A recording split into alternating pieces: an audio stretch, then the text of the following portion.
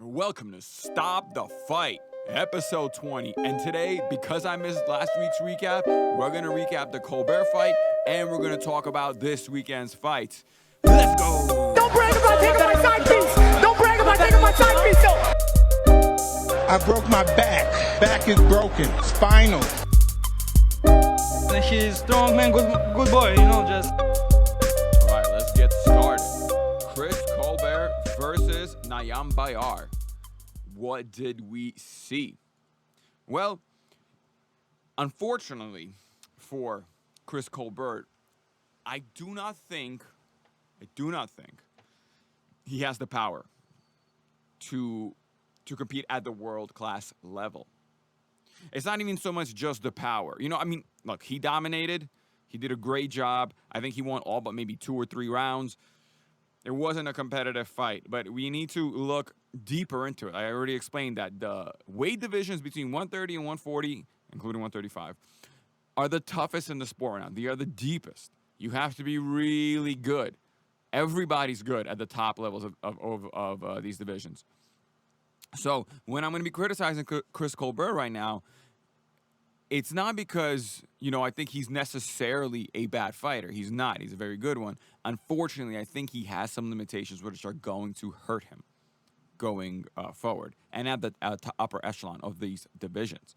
So let's talk about what he did well. Well, you saw that the hand speed and the jab, it was flying. I think in the first 2 rounds, I halfway thought that Nyambayar was going to get cut in the face and was going to lose the fight by TKO simply because he was taking so many jabs. It seemed like Colbert was able to land that jab at will. Nyambayar had no head movement, zero ability to see that jab, and that's where Colbert is really, really good. It looks like he doesn't really telegraph that jab because Nyambayar it's like he couldn't even see it. A lot of the times he was getting hit, and it looked like he wasn't even reacting to the fact that a punch was being thrown, meaning that from his angle, the punch was not being telegraphed. And that's all that matters. A lot of people saying, you can see from this, blah, blah, blah, blah, blah, this or that angle. No. Only the front fighter, the fighter fighting in front of Colbert has to judge the angles. It doesn't matter if we can see the angle from the side. If you can't see the angle or the telegraph from the front, then if that punch is not telegraphed. And it looked like at many points in the fight, but especially early on, I've noticed that Colbert was throwing a sharp, fast, and non-telegraphed jab. I don't know how many jabs Nyambayar took in that first 2 rounds, but I remember, I made it a note saying, this is unbelievable. This guy's going to get his eyes cut and he's going to get stopped. That didn't happen, but here we go. We're going to talk about a little bit of the problems. So, Colbert, he doesn't have enough pop. Nyambayar was significantly smaller now at 130 than he was at 126. He doesn't belong at 130. He's clearly a guy whose power is really made for 126. Now, I know in the post-fight, Chris Colbert said Nyambayar hit hard. I'm sure he did, but not enough to gain the respect of Colbert. He wasn't able to do anything with that power. He looked smaller. He was smaller. He was slower. It's what you would expect from a fight in which Nyambayar only won 2, maybe 3 rounds if you're being generous. So Chris Colbert, he also got hit cleanly many more times than you would want at this level. And I don't believe Nyambayar is world championship level. I think now it's been proven with Gary Russell and with Chris Colbert that if he cannot bully you, or if you can just box with him, he doesn't have it. He doesn't have it, unfortunately. Look, not everyone is going to be a world champion. This is the way boxing is, the way everything is. Whether you're in music, not everyone becomes a rock star, and not everyone becomes a world champion. So, but he was able to land cleanly, especially a few times he was able to take a quick step to his right and throw the overhand right, and it would land on Colbert very quickly. And that right there, with the fact that he doesn't have much pop, I think it's a very big indicator that he fights someone like a Valdez, even a Burchell at this weight class. He's going to have a lot of problems. Super dangerous fights. You cannot be letting those kind of shots hit you, especially numerous times in the fight. It wasn't just once or twice that he got hit very cleanly like that. There was numerous times that he got cleanly it wasn't even a glancing blow. It was like very straight on right hands that he got caught with. If that was Burcheldon there, he would already change the dynamic of the fight with that punch. Valdez, same thing. Shakur Stevenson would be landing overhand rights. Well, in this case, not overhand rights, but he would be shooting. He would be shooting over the lazy left hand of Colbert the entire time. So we have to, we have to be a little harsh on Colbert simply because of the kind of competition at the highest levels in these weight classes. We have to be hard on him. We have to, because especially if we're looking to make money. So like I said, he did really well, but he does not have enough pop, and unfortunately, he does a thing where every single fighter who does not have much pop has to throw in combinations, and he's going to be vulnerable here. His defense is a little bit suspect now. Now that we saw the fight with Nyambayar, I paid close attention to it, and he's young. Of course, he's 24. He's 24 years old. He'll have a lot of time to improve. But power is one of those things where either you have it or you don't. You can become a better boxer. You can become, you can get some tricks up your sleeve, maybe figure out some inside games, some dirty fighting. But you can't gain power, not punching power. You just don't. It doesn't happen. Similar to speed. You don't really gain speed. We see what your speed is. You can get a little bit faster. Maybe you can get a little stronger. But if you can't turn over your punches naturally, it's very hard to teach someone how to do that. So where does Nyambayar go from here, now that we're talking about Colbert? Well, Nyambayar, I think you have to go back down to 126. Unfortunately, you're not going to beat Gary Russell down there. So, like I said, your path to a championship is it's limited. It's not. I don't see how you become a champion. You can't do it at 130. This is obvious. If Chris Colbert can beat you, Valdez, Burchell, Stevenson, they're all going to beat you. That is. That's absolutely going to be the case. So you have to go back down to 126. And 126, you have Kid Galahad. You had obviously Santa Cruz. So hopefully coming back down here. Navarrete and Gary Russell Jr. I don't really see Nyambayar beating these guys. I don't really see him. He lost quite convincingly to Gary Russell. He lost convincingly just now to Colbert. So he can be the way to outbox him and the way to box against Nyambayar is very evident. And while he has pop in his hands, he doesn't seem to have that much pop. It's not that kind of blistering, get you out of there in one shot type of power. So I think Nyambayar is going to be a fringe contender, which is again not a bad place to be. He's 29, so that you can make a lot of money still in the sport. Well, a lot, subjective at the lower weight classes, but you can make a little bit of money for sure. Being in the top 10 for your career. There are many guys who don't win world titles who are very good. And many guys who win world titles who are not so good. Unfortunately for King Tug, he's a pretty good fighter, but he's just not in the weight classes where he can win a title. At least I don't think so. Not a real title, not a world title. So, again, congratulations to Colbert, and I look forward to seeing him because I do believe in maybe against the Stevenson, you can have an interesting dynamic. I don't think he would beat him, I'll tell you the truth. I think his defensive holes are a little too much. But against Stevenson, I think you would have two kind of feather-fisted guys, and you'd see a lot of speed on display. Think, like I mentioned this before, early Gary Russell Jr. versus Lomachenko first half of the fight. A lot of speed, a lot of technique on display. I can imagine something similar like this, but I would expect Stevenson would take over the second half of that fight. So I expect Colbert to challenge for a world title, but unfortunately probably not win one in this era, in this environment. Just too competitive. Boxing is in a great spot, especially in these three divisions. It's too competitive, too competitive. All right, so that's going to cover us for last week. Again, I was a little busy. I couldn't do a post-fight. Let's talk this week. Let's talk Sullivan Barrera versus Gilberto Ramirez. This is a good fight. I think it's a fight that's better than most people want to give it credit to. Of course, Sullivan Barrera is the underdog. Of course, this is not really a question, but we have to, Ramirez really struggled, against Jesse Hart. He really did. He hasn't really fought anybody of note in his last 2 fights. He fought Alfonso Lopez and Carpensi, right? Tommy Carpensi. And those guys, yes, he got him out of there, but who did they beat? You know, you look at Alfonso Lopez, and he beat Denis Grachev, who's 19-9. You know, he's a 39-year-old fighter who's 2.5 inches shorter than Ramirez was.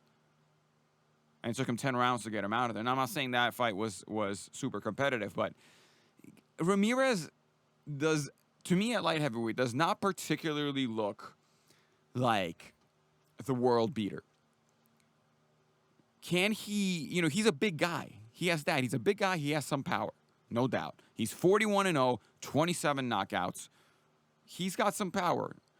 But I think he had a little bit more power at 168. He just outgrew the weight class. And here he is against Sullivan Barrera. And what is our boy Sullivan Barrera? Well, Sullivan Barrera is 22-3. One loss coming by knockout, 14 wins coming by knockout. 6'2", so about the same size as Ramirez. But he is a pretty good boxer.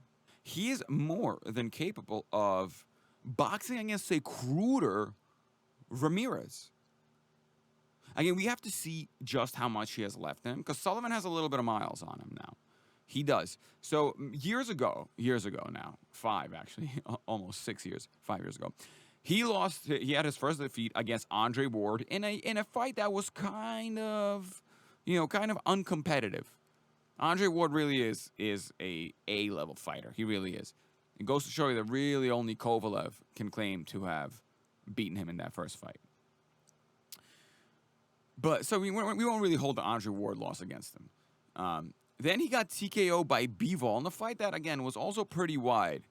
But he did outbox quite clearly, quite widely, Joe Smith Jr. Now, of course, Joe Smith Jr. is always getting better. And I say it, he's better with every single fight. And because of the crudeness of his style, the more experience he has, the more refined his style becomes, the better he becomes. He's a little bit like Wilder. He's always going to be a little bit better every time he fights, simply because they started late, and they build up experience. They become better boxers as they go along, even though they're aging.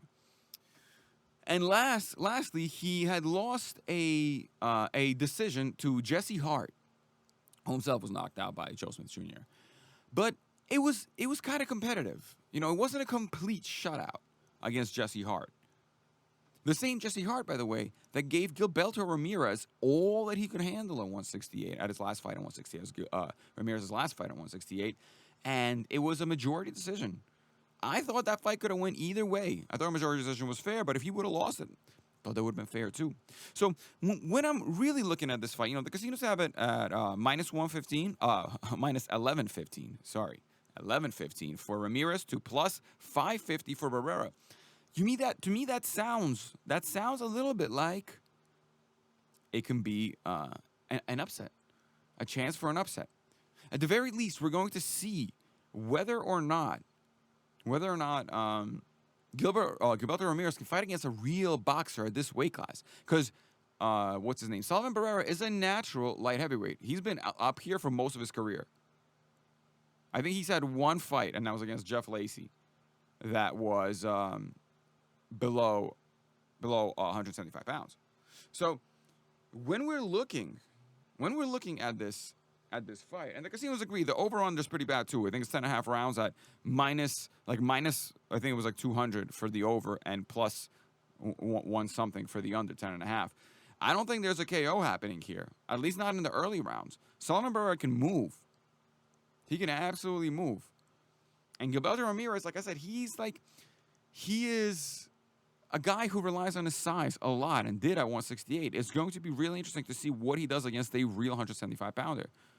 Carpensi and Lopez, those are not the guys, you want to judge your ability to fight at 175 pounds at. Now, his size is there. He's 6'2.5", and Sullivan Barrera is 6'2", so these are going to be pretty evenly sized guys. Again, of course, Gilberto is going to be fresher. Sullivan's fought a lot of guys, a lot of top-level guys, and he's got a little bit of wear and tear on him now. So you obviously have to factor that in. But this is a really interesting fight. There are a lot of people that want to believe in Ramirez, but depending on how he does, we can very much tell. Those two guys at 175 pounds, Beterbiev and Bivol, they can. If Sullivan looks good in boxing here in a losing decision, but looks like he'll take 4 or 5 rounds off just on boxing, you can almost be sure that Bivol would be able to probably box circles around Ramirez, even though Bivol's an undersized light heavy. And if you see Barrera hurt or push back Ramirez over this in this fight, well, you're gonna have some serious questions about Beterbiev. You really are. Now, of course, Ramirez is a southpaw, so the entire dynamic is a little bit different when you fight a southpaw. So we're gonna Barrera's gonna have his work cut out for him. He's gonna have to, if he's not in top shape, he's gonna lose because he's gonna have to stay boxing the entire time. You really don't want to be engaging with Ramirez because, like I said, he does have pop, and if his issues with Jesse Hart were the fact that he was just draining himself too much to make 168, then Barrera may be in a lot of trouble here. He's been stopped before by Bivol. He's been knocked down by Ward, and this is a fighter who can go down, and he's been knocked down, of course, by Joe Smith Jr. With I think it was like a looping right hand in the first round. So we have an interesting fight, very interesting fight in this, and I really want to see. Not so much from Ramirez, but because I'm a fan of Barrera. I keep telling you guys, unfortunately, I am biased. I have fighters that I'm fans of and fighters I don't particularly care for. And in this case, I'm a fan of Barrera. I always thought that, they were saying he may fight Kovalev. Like, that would have been bad for him. But it seemed like he was primed to win a title right after he beat Joe Smith Jr., but it just never quite worked out for him. Bivol, quite convincingly outboxed him. He's just not at the world championship level, unfortunately. He's a good fighter. But again, this goes back to, this is going to be a little tangential here, but the Cubans really seem to have a problem at the professional ranks. It is quite insane for a country who's so successful at the Olympics and the amateur ranks to have so much trouble in the professional ranks. Just think of great professional Cuban fighters. Yeah, that's what I mean. Even Rigondeaux, who is a good professional, who did beat Danair, and in fact, I kind of embarrassed him, actually. But outside of that, he hasn't done much. Who's the best Cuban fighter ever? I don't know. They haven't made that much of a splash in the sport. And you wonder why, because the Russians and the Ukrainians, who also dominate the amateurs heavily, have made big splashes. Of course, you have the Klitschko, Lomachenko, Kovalev, Povetkin. There's on and on and on and on. You can talk about Russians and Ukrainians who do Kazakhs.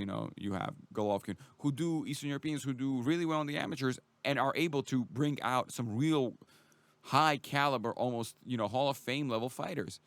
The Cubans, though, I don't know. You have someone like Felix Savon, and then you have who? Well, I mean, a lot of people are saying, oh, well, some of the best still stayed over there. Sullivan Barrera was always a B-level Cuban fighter. Yes, maybe that's all true.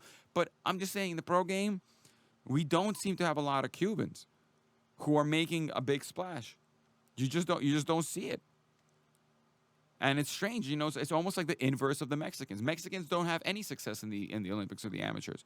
But they're world championships at almost every single weight class below 160. Mexican Americans, you have them everywhere. And obviously, recently you have some of the heavier guys. Ruiz had won, and Gilberto Ramirez is fighting at 175. So you do have Mexicans almost universally in the sport, even though their amateur accolades are non-existent. So someone needs to figure out what's going on in Cuba. I mean, maybe a lot of people say, I've read that some of these fighters, when they get to Miami, when they get to the States, the freedom, the money, it just overwhelms them. They no longer can really they no longer care about the sport.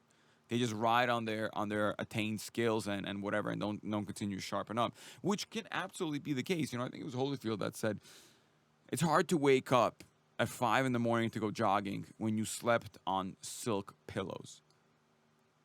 And that is true. That's true for everything. The first time you come in to do something that you really want to do, usually you come from a position where you have nothing. You have no leverage, no power, no money. You're as hungry as can be. You're willing to sacrifice, to do everything for that. It's a music group, a band that comes in to write their first album, puts everything they have into it. But every album after that, if you've achieved some fame, it's a different process, a different energy that's going to be conveyed, different emotion, different perspectives. And maybe the same thing happens in fighting sports. Well, not even maybe. I'm almost 100% sure the same thing happens in fighting sports. Very hard when you have millions upon millions of dollars to tell yourself to get punched in the face. To walk around with black and blues, to go away from your family for 2 months at a time, 3 months at a time. You miss 3 months of the year to go to training camps, fight 3 times, maybe even more. So maybe that's what it is with the Cuban fighters. But nonetheless, I'm a fan of Barrera. I thought he boxed really well against Joe Smith, who I'm also a really big fan of, and that's how I was won over. He really didn't show up against Bivol, and he was competitive against Hart, but clearly lost the fight. So we're gonna see, can he box? He must box against Ramirez, and depending on how good Ramirez looks, we can see if he's gonna be a contender at light heavyweight. Again, good fighters around this weight class. I know he's called out Canelo a couple times, but it's just like, don't worry about Canelo. Canelo is a 5'8" super middleweight. He's small for super middleweight. Relax with the light heavies. If he comes up here and beats another champ at light heavy, it'll only because Canelo is one of the greatest ever. Right. So what else do we have? Okay, we're done talking about that. Again, I don't really have a pick. I sit this one out, or maybe just put some beer money on Barrera. It's 5-1 that you're getting paid. $20 pays you out over 100, or $100 pays you out 500.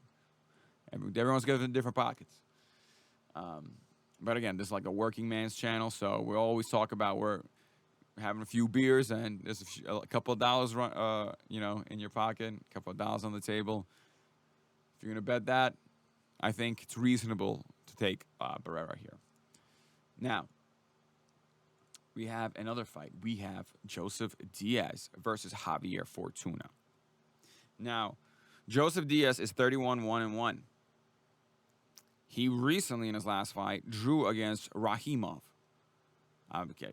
Shafkadhozen. I can't even pronounce the first name. Rahimov. And